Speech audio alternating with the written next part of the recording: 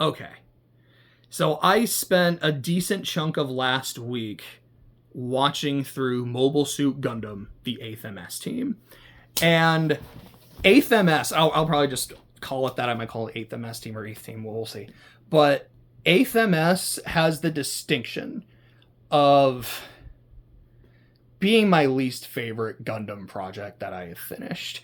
The one potential exception to that is Double O, because I remember watching it and not caring for it, but that was a good long while ago. So number one, that's before I was like, I'm gonna watch through like a bunch of Gundam shit, but also I don't remember it. So it doesn't feel honest to say like, yeah, that one's my least favorite. Of course, there's an argument that, if I really liked it, maybe it would have stuck with me more. But regardless, of the Gundam properties that I've seen the last couple years, this year in particular, 8th MS is easily my least favorite. And full spoilers as to why, and we're right about to get into it, but I do want to make a point. It's my least favorite because something had to be, because man, it's really good, but everything has been really good. It's because I do admittedly just don't like it. So, here's kind of my broad strokes issues, and with some examples as well. Number one, I really don't like the tone.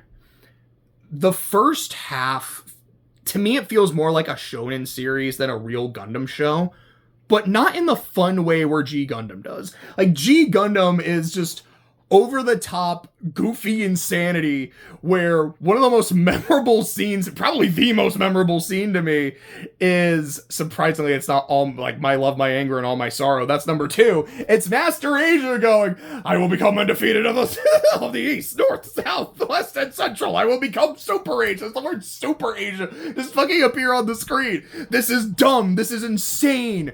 But it embraces it and just goes all the way with it. It says, we are going to make a straight up shonen Gundam anime and no one is going to stop us. And look, is it my favorite Gundam property? No. But man, I love it for what it is because it is so sincere about it. 8th MS team tries to stay a lot more grounded, but ironically, that kind of makes it harder for me to take seriously. And I want to give a big example of this. And I'm probably going to reference this later when I talk about why I don't like Shiro. So I guess I'll go and say, like, I guess another major issue is I don't really like a lot of the... I think most of the cast is fine. I don't like the lead. The first episode, perfectly fine. The second episode, though. So Shiro gets assigned to the 8th MS team. He's going to be the new leader. And they're like, all right, Commander... we have a mission, we gotta go fight some Zeeks. So they refer to the Zeons as Zeeks. I'm like, okay, we have slurs. This is definitely accurate to war. And they call the Zaku Cyclopses. I really like that. I don't know. Like, I think that's kind of neat. But, like, we gotta go fight some Cyclopses. What are your orders? So it's like, and like, what is, like, this is your first time addressing us as a team. What are you gonna say? And Shiro's speech is relatively like short and to the point. It's like, all right, look, I'm not going to waste our time with a lot of words, but here's what I'm going to say. We're a team. We haven't gotten a lot of time to get to know each other yet. That'll come, but that time won't come if we die. Here's what we're going to do. We're going to be a unit. We're going to stay as a unit. No one do anything stupid. Don't do any heroics. Don't do any dumb cowboy shit. Just watch each other's backs, follow orders, get home alive. That is my biggest order. Get home alive. And they're like, okay. Decent speech. Not amazing. Not terrible. Let's see what you got. So not long into the first mission, Shiro starts doing some dumb cowboy shit. There's a Zaku, and he's like, I got it, like, trust me, like, I got it. Starts running toward it, realizes, oh shit, like, the gravity on Earth is different than the gravity in space. I'm not as efficient right now. And then one of his subordinates, Karen Joshua, and I'll probably alternate between calling her Karen and Joshua, as I did that throughout the show. Joshua's like, oh yeah, like, turns out the newbie does kind of fucking suck. Like, all right, whatever. And he takes that super personally, understandably. But is at that point, he's not like, man, blah, blah, blah. What I don't like is at that point, he's like, I now have to prove that I'm a really good leader. Not by showing poise, not by showing tactics, but by going like, no, I have to be the one to take care of it. And like, there's a point where Sanders is covering his back and is like, hey, like, boss, I got one. And he's like, no, I was going to take that one. Like, I was going to prove myself. Now I got to go after this one. So he's doing the exact like cowboy bullshit he told everyone not to do. By doing this, he gets separated from his team. I think his Gundam ends up like running out of battery or some shit. Like, it ends up going dark. His team doesn't know where he is. And they're like, well, we just lost our commander. What do? They wait around for a while and then go, well, we just go back to base. We just kind of got to assume he's dead, and he kind of did it to himself. Then he spends the next day by himself, peeks on an underage girl who's skinny dipping, then goes and solos the enemy, and then comes back. And when he comes back, the whole vibe is less of, oh, now he shows up, like, well, guess he's alive. Got anything to say for being a dumbass?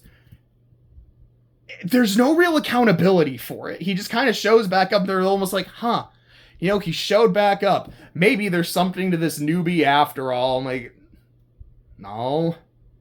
He did the exact shit he told you all not to do. He was separated from his team. And not like, oh man, like they outfoxed him. Shit happened. It's because he went off like an idiot.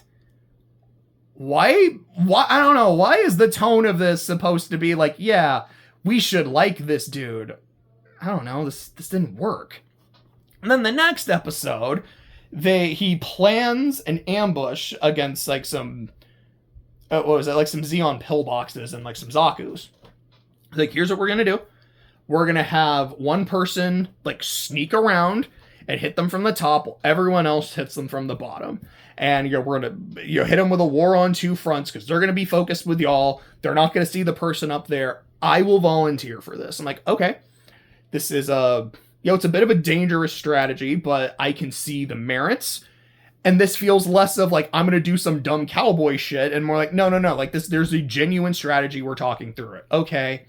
I like this.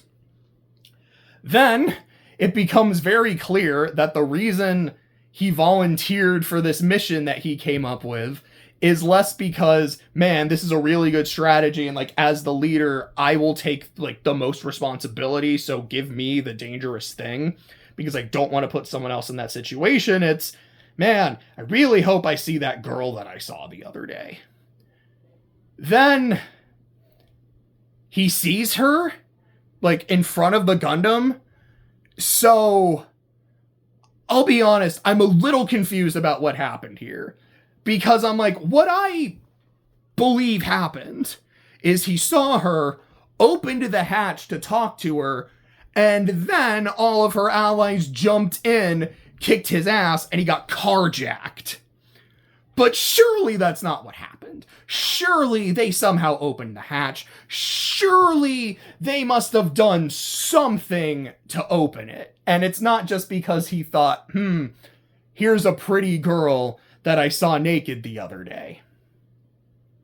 Because that is stupid. You are a soldier. You are the leader of your unit. And you went off by yourself again, so you could go check out a girl. And then let yourself get your Gundam stolen because you wanted to talk to the pretty girl? Were you just trying to let her into the cockpit? Because you can talk from the Gundam. And then he gets captured. The Gundam gets not quite taken for a joyride, but they almost tried to. He gets brought before the boss, and he gives this speech essentially about how, hey, like, my unit is in danger because I came up with the idea, and if I'm not there, I can't protect them, and, like, my unit's important to me, and blah, blah, blah, blah, blah. And the vibe, again, is supposed to come across as, like, man, you know, he's such a good lead. Like, he's so impassioned. His people mean so much to him. It gets through to the guerrillas with a GU, not a unga bunga gorilla, but, like, the civilian guerrillas. And they're like, okay, we'll let you go, but, you know, we're going to make a deal with you. And afterwards, they're kind of like, you know, he was able to, you know, make us an ally, like, make allies with these villagers that have been a thorn in our side. You know, maybe there's something to this newbie after all. Like, this is... No. He got his fucking Gundam stolen because he was trying to talk to a girl. There was no, like, great strategy in here. This was stupid. Like, you put your team in danger because you wanted to talk to a pretty girl? And then when they're talking in her dad's house, and he's just like, yeah, what do you know? You're just a kid. Shut up. She's like, well, if I'm a kid, why were you looking at me the other day? You were still nice to look at. No! Oh my gosh, that's the worst, creepiest fucking thing you could say, dude! What's wrong with you? And it's after this, but not immediately, because, you know, he talks about the importance of his team, and it's like, so, the same dude who said this, the villagers are like, oh no, yeah, we want to ally with him. Like, what the fuck? Also, given what happens by the end of the series, the idea of Shiro giving a speech about how dedicated he is to his team is fucking laughable because he abandons them at the end of the series. Oh gosh, I am going more into Shiro than I am about the tone, but they kind of coincide. Shiro and Aina meet twice before, like, the climax. They meet in the first episode where they help each other survive and they kind of bond, and then they meet in episode 7, I believe, and it's the first time they've met since then. Bunch of shit has happened, but they become closer, and then at that point both of them are like, oh, I don't think I could shoot, like, a Zeon soldier. I can shoot a Fetty soldier after this. I'm like, I don't know. I really don't. Because weirdly enough, I believe it more after the first meeting than the second. Like, I liked the second meeting. I genuinely did. But the first meeting was kind of this moment of like, It gives the enemy a face. They're not just, again, the Fetties or the Zeon. There's a person I can associate with this now. I have seen that we can work together. I have seen that we can show each other kindness.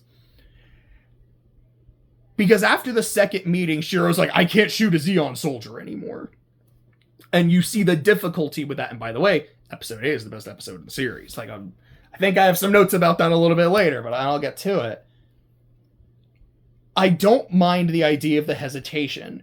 But if this was earlier, and we see it, like, in that first mission where, like, instead of doing the dumb cowboy bullshit, he's like, I'm thinking of Aina, and I'm thinking of that, like, genuinely nice person I met. Are other Zeon soldiers like that? I don't know. Because you see part of his backstory, like, he was in a colony that got gassed, and he's like, how much I fucking hate the Zeons. I'm like, okay, I see that, I get that. But you already had your, like, meeting with Aina, so...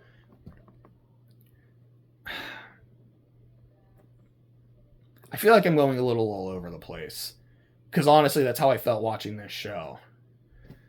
I guess what I'm really trying to say is, if a major point of Shiro's character is, I really hate the idea of the Zeons, but after meeting one and working with one and developing feelings for one, it's made me reevaluate that stance. I don't mind that. I actually love that. But I didn't feel like, as much as I liked the second meeting, I think you could have done that after the first meeting, especially because that's something that would still be very fresh in his mind. And even if he's not immediately like, I can't do this, but he's at least thinking about it and showing some hesitation. And then after the second meeting, he's like, no, I can't do it at all. I would buy that a lot more than the way it's actually presented. That's what bothers me. In addition to some of Shiro's other aspects that I've talked about. So what I'm getting into when I say I don't like the tone is a lot of Shiro's antics in those first couple episodes, I feel like are celebrated when I don't think they should have been. Because even in other shows, even if a character like does something stupid and they don't die, they get chastised. Like they'll get, there's a lot of scenes in Zeta of people just getting punched. Like they'll get punched, they'll get thrown in the brig, they'll like get yelled at and disciplined in various kinds of ways. They're like, okay, like there is order here to the military. There are consequences for decisions. As much as I hate Kotz, I really love Kotz because his character is all about, look, there are consequences when you do dumb shit. And if you do enough dumb shit, you either learn and you get better, or you don't learn and then you die. And that just doesn't happen in this show. And I felt like there were so many good opportunities for it to happen, and it just doesn't. I do think the second half gets better about that. Like, for example, episode 8 starts with Shiro getting court-martialed. That's good. But the court-martial doesn't end with like, okay, well, you've done a lot of dumb shit and blah, blah, blah, so you're going to be discharged. Like, we are sending you somewhere else. He's kind of put on probation and then is able to bullshit his way into doing a mission anyways, which I'll give his team credit for that. Like, that's not on, like, I'm not going to fault Shiro for it, but he essentially gets away with doing that and is still then put on an important mission and is still given leadership of his team. There are contingencies in play, so I'm not going to say that it's all like, all right, blah, blah, blah. Like, there are some contingencies in play, and they do kind of say the fact that he's close to the Zeons might help, because maybe he could give he could give us information accidentally, I guess. But also, it's like, look, if you think this dude is a spy, maybe you shouldn't be trusting him with something this important. Like, I don't know. It's some of the consequences you feel like are there, and other times they're not. I think a great example is when Ginius, and I'm just going to say, this is one of those weird brain things. Ginius rhymes with Phineas. So I very often think of Phineas as like, sometimes I'll call him like Finny G. But also I think of, because like Finny G, Phineas Gage. And also Ginius has such a huge like change in his personality, which I think does work. And I'll talk about Ginius later. But so there's a decent chance I'm going to call him Phineas. I'm going to call him like Finny G. I might call him Phineas Gage. Whatever. But Phineas Gage at one point starts piloting the Opsilus. And he's firing his laser. Brr. So he fires the laser. Aina pushes Shiro out of the way, and you see like she gets grazed by it, and you see like how powerful it is and how hot it is. It starts like burning her. I was like, damn, that's crazy. That like, wow. Oh, she's fine. It like burned her suit a little bit, so now you get a little bit of ass, and like that's kind of it. Because at first, when it's like burning part of the back of her suit, I was like, is that like part of her suit, or is that like her spine that I'm seeing? Holy shit. Oh, damn, something just fell over. Final Destination. I guess Death is in here. I'm gonna die. See y'all, everybody. I guess Death's a big fan of Hate the Bestie. Anyways, sorry, did that fall over? I guess it did. When I saw her getting grazed by the laser, I was like, okay, there are going to be severe consequences to this. Like, this is going to do irreparable damage to her, but it might kill her. She might be unable to walk, something. She's just okay. I am not going to fault the watch, like, deflecting the bullet when Gideon shoots her. Because the second I saw the watch, I was like, that's exactly what's going to happen. I figured it would happen to Shiro, because I didn't remember him giving her the watch back, but like, I'll assume I just missed that part. I'm like, no, yeah, of course it was going to do that. It was always going to do that. I like that. I just think that's neat.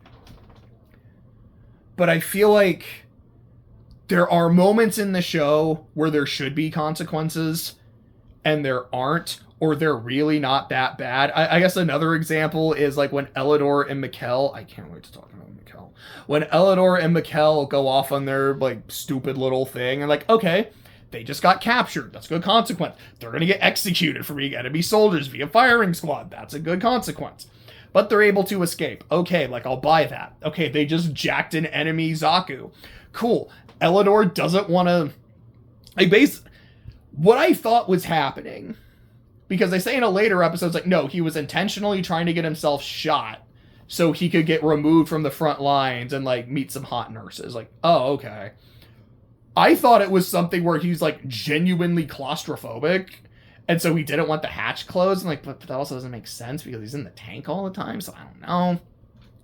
Or maybe it is just like, look, like I'm fine in the tank because I can just chill, but I want to be able to actually fucking see, like, I don't know. But the fact that they're not closing the hatch and they're getting shot, like, okay, there are going to be consequences to this dumbass decision.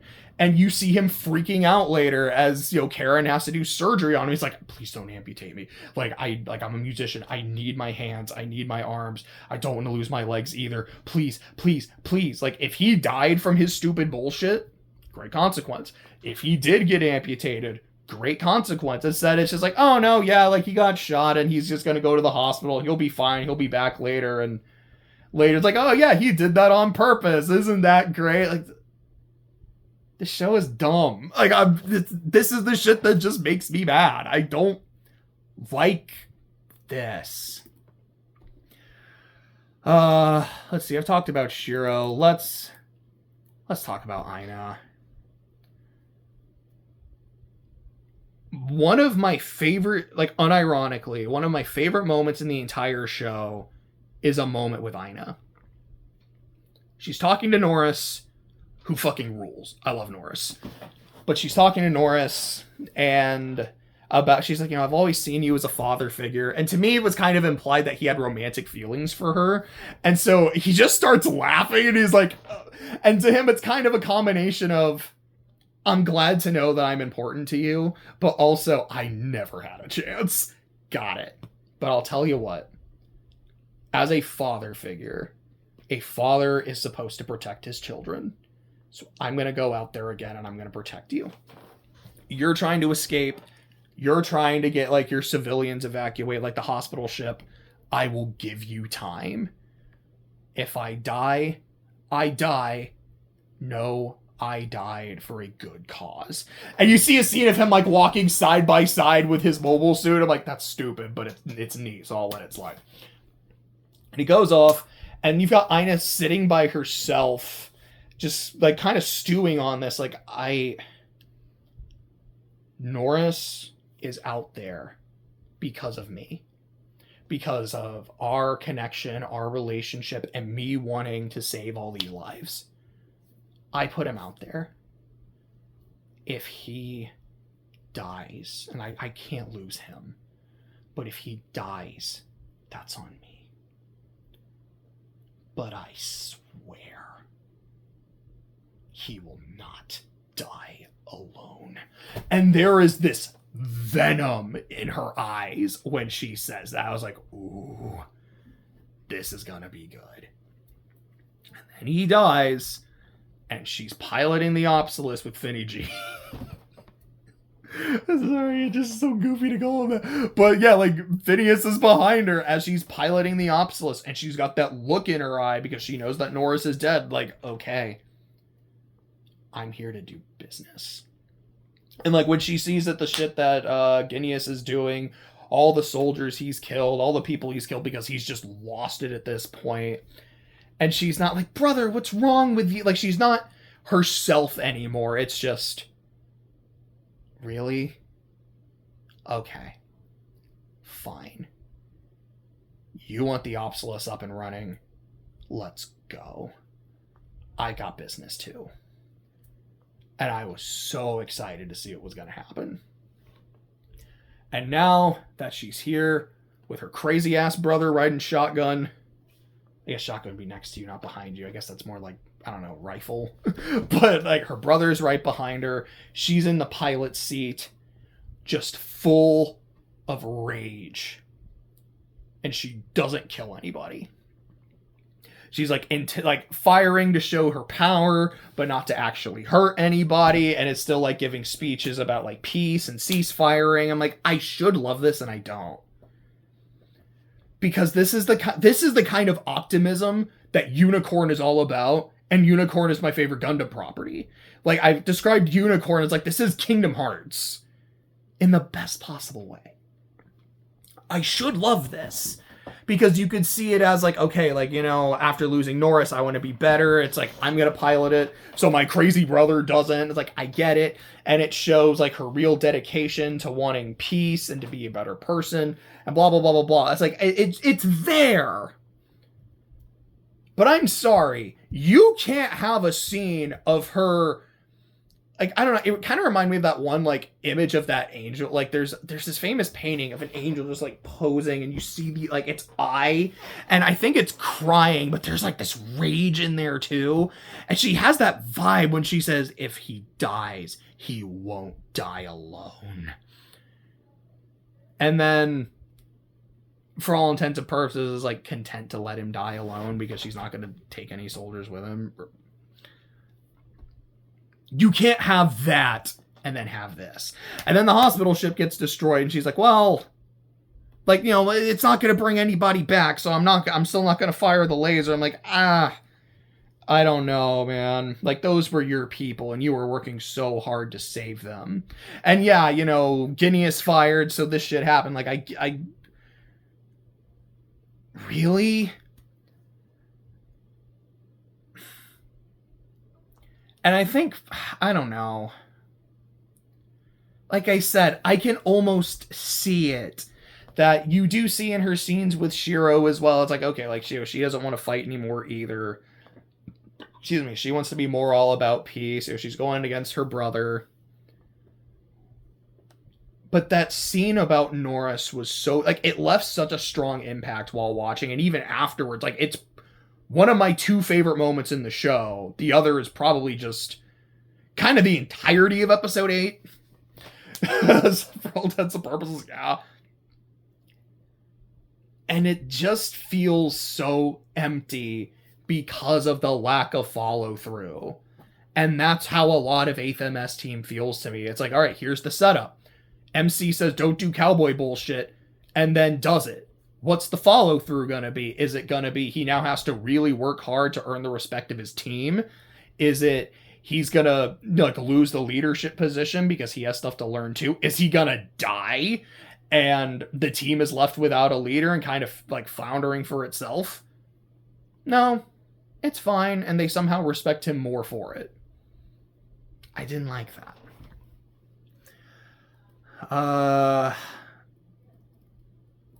Now that I'm on the characters, let me talk about Mikkel for a second. Because, okay, let me go and skip to the rest of the team, because I don't have much to say. Like, I like them fine. Sanders' whole thing about being the Reaper and the team killer and, like, a bad luck and bad juju, I actually thought that was super cool and interesting. The fact that Shiro went out of his way to save him in the first episode, so Sanders is very loyal to him throughout the remainder of the series, I really liked that. I think Karen is pretty cool. I honestly would have liked her more as a team leader because I very clearly don't like Shiro. There's an interesting backstory here where she was married and her husband died. I believe he died during the war. And she kind of has these walls around her as a result of that. But it's also this, she's very protective of her team. Like you see in that conversation with Sanders where she's like, I don't want you to abandon us because you think you're bad luck. What's wrong with you? Like, don't you have any balls? Kicks him in the nuts. And then she's like, I guess you do. Like, I loved that. But then you get, like, the end of the series where she's supposed to kill Shiro and she shoots him, but she, like, doesn't follow through with it. And then is like, why does every man I care about have to leave me? I'm like, I get why we're here, but I feel like the backstory was good, but it's like a little too subtle to go from there to here. And like, you can kind of see moments where I guess she's interested in Shiro. I can't really tell why, because I think she thinks he's a good leader, but he very fucking clearly isn't. I'm like, it just didn't work. And like, Elidor is fine. He's a bit much, but I do like those moments where he's like, look, like, I don't want to be here. I'm kind of a dickhead, but I will lock in and do my job. Like, I did like that. Mikkel is not only my least favorite character in this series, he might be my least favorite character in Gundam. Look, there's worse people. Glemmy Toto exists. Jiren Zabi exists. But Mikkel is... Hi, Bub. Sorry, my cat's looking very cute right now. The way I specifically described him in my notes were 3 words. Annoying without purpose. Like, Kotz. Mentioned him earlier. I find super annoying. I don't like him. But there is a purpose. He is a foil for Camille. He is kind of that warning of, this is what happens when you do cowboy bullshit and you don't learn from it. You're going to die, and it's great. I'm not just... it's like, the kid dies, it's great, which... It's kind of my reaction because how much I didn't like Kotz. But I appreciate what he adds, like, from that literary perspective. Mikkel is not... Like, it feels like in the first episode, he's kind of meant to be Shiro's foil, where Shiro is like, all right, we're going to go to war, and I'm excited. I hate the Zeon. We're going to kick ass. Yeah! And Mikkel is the one who's, like, he's writing in his journal, and he's writing letters to his girlfriend. He's like, look, man... War is some serious shit. Like, I don't want to be here. You know, there's rules to this. We got to follow procedures, blah, blah, blah, blah. I'm like, okay, I can see how this would work. And if that was his character, and he's like, you know, I'm someone who's very by the book, you know, I clearly don't want to be here, but, you know, he loosens up as it goes along, or he's the one that keeps Shiro in line, I think that could have worked. If his character is meant to be, he is not someone who is meant for war. He's not someone who's prepared for war. And you see how it breaks him down.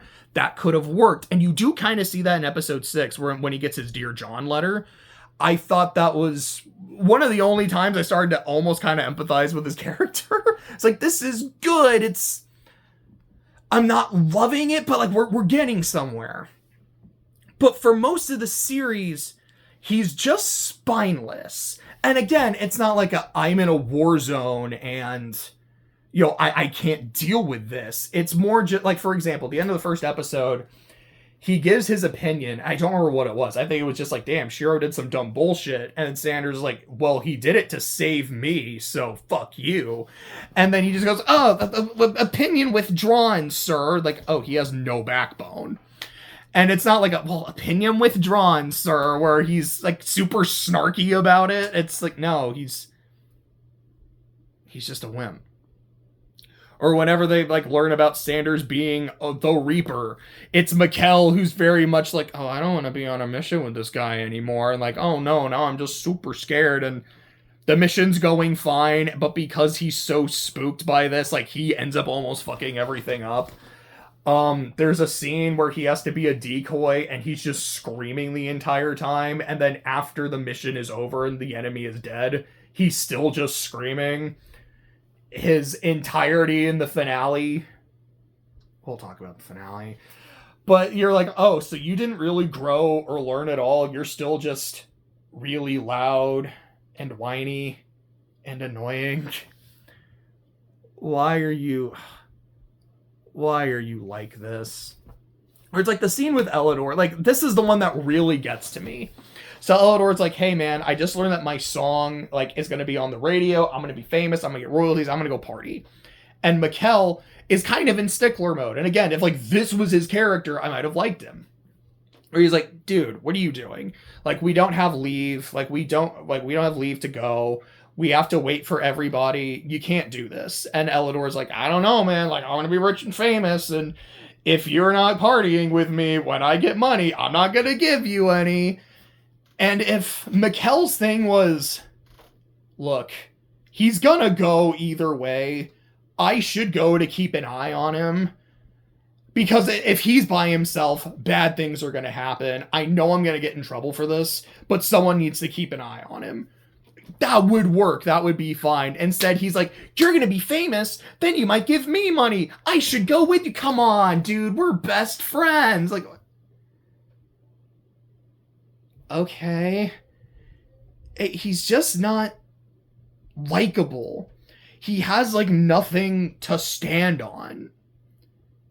And he's just so annoying.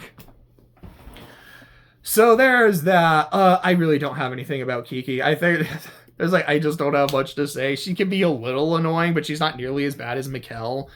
But she does have moments I think are fine. Again, like the moment at the end of episode 8 where she's with the rest of her village, like the remainder of the villagers, crying and telling Shiro, thank you for what you did. Like, you being here is why some of us are still left. But I don't want you here right now because I need to just grieve with my people, is a genuinely beautiful scene. Talking about Phineas Gage, like, in the first half, I think he's fine. He's just kind of whatever. He's like, I'm a man of science, I'm close to my sister, but I believe in the Obsolus. And the second half, he completely loses his shit. But I kind of love it. He's like, all right, no, this is the one thing I believe in. This is my baby. This is my project. And come hell or high water, I'm going to see it through. I don't care who I have to betray. I don't care who I have to kill. This is going to happen. I kind of loved that.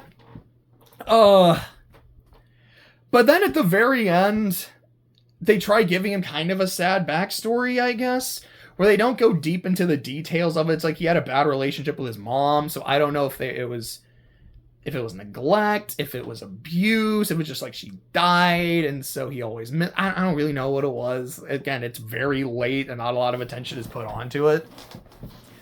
But essentially, Ina's like, oh, I get it now. It's because of like your issues with mom that you're so dedicated. Is that why you built this iron womb? And that's how she refers to the Obsolus. I'm like, okay, I guess I can see it, but also, what? Like, I'm sorry, just referring to it as an iron womb, like, genuinely made me laugh. I'm like, it's not supposed to. This was not a joke, but what? And it's like I was saying with Karen, I'm like, the backstory is subtle, and even though I don't buy the chemistry with Shiro, I can see the little moments where they're kind of trying to put it in. So while I don't think the journey to her saying, why does every man I love leave me I don't think it worked. I can at least see what they were trying to do, but with Gineas, it just comes right the fuck out of nowhere, so it just didn't work. Norris, I said, he's probably my favorite character in this. He's just cool as hell. He's loyal to his country. He's loyal to Ina. He's like, I am going to fight for you. I am going to protect you. If this is important to you, I will give my life to give you as much time as I can. And the fight with him is cool as hell. Like him just like outmaneuvering them, destroying the gun tanks, disabling Shiro's Gundam, and then just using him as a meat shield. Like, fuck, it was awesome. The finale it's terrible. The climax is great. Like episode 10, episode 11, great shit. The finale sucks. So the series ends with Shiro and Ina, like, ramming the Obsolete, I don't remember, it was, like, into the side of the mountain, or it's like they went into a lake or something, and then there's narration, I think it was Mikkel saying, we never found them, so we don't know what happened. But you see in the end credits, as that narration is happening, okay, Shiro and Ina got away. So it's like, we never found them again. Everyone thought they died, but they were able to escape and live the life that they wanted. Cool. Good ending. Then there's a whole ass other episode about Mikkel and Kiki trying to find them, like a year or two later, which means I have to spend an entire episode with Mikkel. So I hated it. There's a lot of focus on these, like, Zeon war orphans that were not part of the show previously. So I'm like, I don't know who they are, so I don't care. Like, I'm sorry, I just don't. And then the very ending of it is, oh, look, Mikkel and Kiki did find Shiro and Ina, even though they just said we never saw them again. So very clearly it did. And like, look, they're happy together, and Ina's pregnant. They're gonna have a kid. Yay, happy ending. Where I liked the more kind of bittersweet vibe that we had at the end of episode 11. We're like, yeah, we never saw them again. We don't know what happened. We believe they died, but the audience is like, they're okay. But they're like, they just have each other.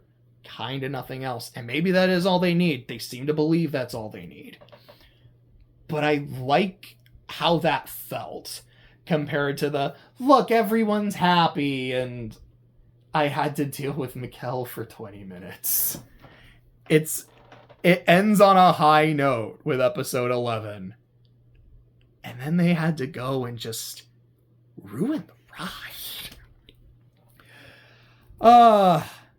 But I've spent a lot of time... Gosh, it's been 40 minutes. I've spent a lot of time talking about why I don't like it. I do at least want to highlight some of the things I did. And like I said, most of the cast I liked fine. I just really hated 2 of them.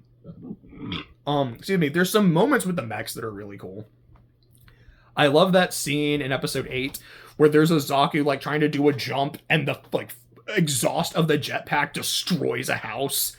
Because... it's been a while since I've watched a Godzilla movie, but I love some top tier destruction. But like, no, that was really cool.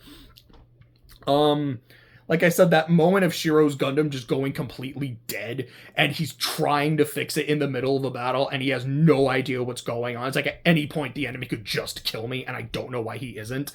Fantastic shit. Also, like I said, like I don't like the cowboy bullshit aspect of it, but Shiro realizing, oh no, Earth's gravity is different. I have to pilot my Gundam differently. And like, as he's trying to snipe, he's like, I can't just move around. It's better to just hold my position. There's shit that I liked. I do like a lot of the way that the characters will, like in the unit, will talk to each other. I like the vibe of that.